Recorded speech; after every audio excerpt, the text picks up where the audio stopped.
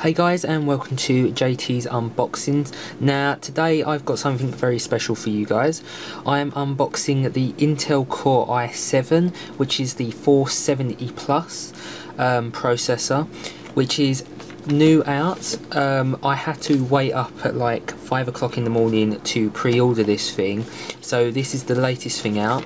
Now I will say this is not the top model, this is the second from top, and I'll explain why a bit later. So you might choose this model instead of the top one because there's really not that much difference. So this is what you'll be getting in the package right here. It's really small, not like the other ones where you get a massive box. So we're just going to go and undo this. Here we go. So here we go, we'll just unbox that. And this is what you'll be getting. You'll get this lovely heatsink. So just somehow undo this. They love to package this really well. You know what they're like. So let's just find a way of undoing this. So there we go. Let's take that out. So this is the fan you'll be getting, which is quite nice. It's quite small compared to other fans that you'll be getting. So I'm going to put that down there. You get all the stuff to go on it. And then this is the processor. So I'm just going to undo that for you guys. So as you can see, it is quite large. It's quite thick, this one. But this is the new Haswell Intel. So I'm just going to pop these down. Now, as I said, you get all the thermal paste to go with it. Sometimes you don't get that on some of them. Depending if you're going to go for an OEM version, you might not actually get the fan.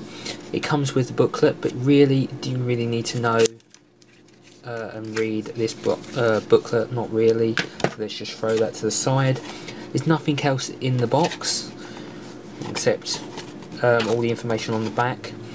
But you don't need to know that really. So let's talk about what this does and what sort of things it will do. So this is the 4th generation, codenamed Haswell, based on the 22nm technology. This has 4 cores, but it does go up to 8 if you're going to do hyper-threading, which that needs to be on to do hyper-threading. So once you have got that going on, it does 3.4 gigahertz speed, but it can be boosted to 3.9 depending on what application you run.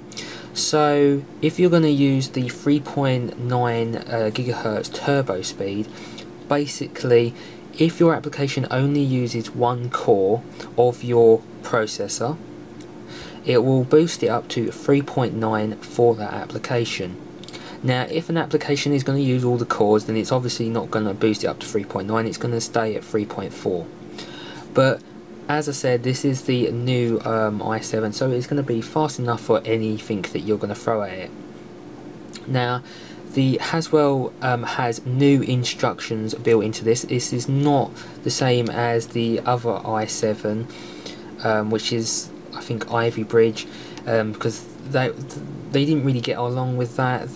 It was like 3 cores, and you had to build your computer a bit differently compared to this one. But I'll explain about that in a minute. So the new instructions is SSE 4.1 and 4.2, and you have AVX X2 and FMA2 with this. This does support around about 1333 to 160 in memory speed. Now it only goes up to 32 gigabytes. You can only put 32 gigabytes of RAM with this. That's all it'll take. Even the unlocked one, which is the next one up, but as I said, I'll explain to that about the end. So as I said, I will be unboxing the 1600 memory later on. Now that being a different video, you can obviously go and see that, because I have bought a load of stuff for a new computer. This is all brand new stuff, just come out this week, so you're really getting a treat with this. So with this you get the Intel HD Graphics 4600 built in to the processor. Supports 3 displays, this does. Now that's really good, but you don't we really don't need a graphics in the processor. They are trying to get rid of it because it's not really needed, because we bought a different graphics card. We bought the top one, I think it's about 660 Ti, the graphics card. I haven't unboxed that. I don't think I will do, but you can really just swap around the graphics card. It's not that great. Obviously you're going to go and get your own. So this supports PCI Express 3.0, which is quite good, and this supports Intel vPro, hyperthreading technology, virtualization technology, as I said, with directed I/O and extended page tables. Now, if you don't know what all of this is, don't worry, the link is going to be in the description bar for you to go and check this out on the Intel website. You probably want to do a bit more research about this instead of just listening from me. But I'm just going to tell you some of the things that it does have. So it has the Intel anti-theft technology. So basically what that is, if you did turn that on, it's basically for companies, but if you did turn it on, what it would do, if anyone come nicked your computer and they turned it on, or they tried to take something out, the processor would hang up. It would not work, and they could not get it until you send the code to them, and they'll unlock it for you to use again. So that is pretty good, but that's really only for companies. So now I'm going to explain the difference to the top processor. Now at the start I did say this is the second from top processor, and there's about 30 quid difference, so not that much difference. This cost around about 250 quid, the top one costs around I think about 290. So the top one is the 4770K, yeah, this is the 4770. And the 4770K, sorry, you get those mixed up, is unlocked. So if you go and look at their tables, K means it's unlocked on all the Intel processors that they do. So with the K one, you get a few things missing with it.